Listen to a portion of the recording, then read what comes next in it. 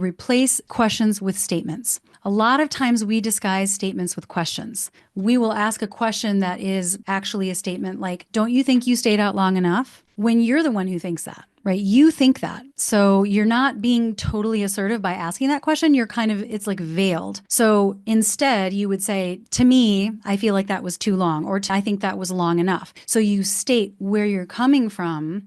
And a lot of times, the reason why people veil what they really think and feel with a question is because it feels very vulnerable to reveal that. Maybe that makes me too sensitive. Maybe they're going to judge me. This is going to help you so much in terms of just not getting into an argument about like all of the misinterpretations that could come from that. I don't know about you, but like I sometimes get confused when I'm asked a question and I don't know where they're coming from with the question. What are they getting at with that question? What are they trying? There's a subtext.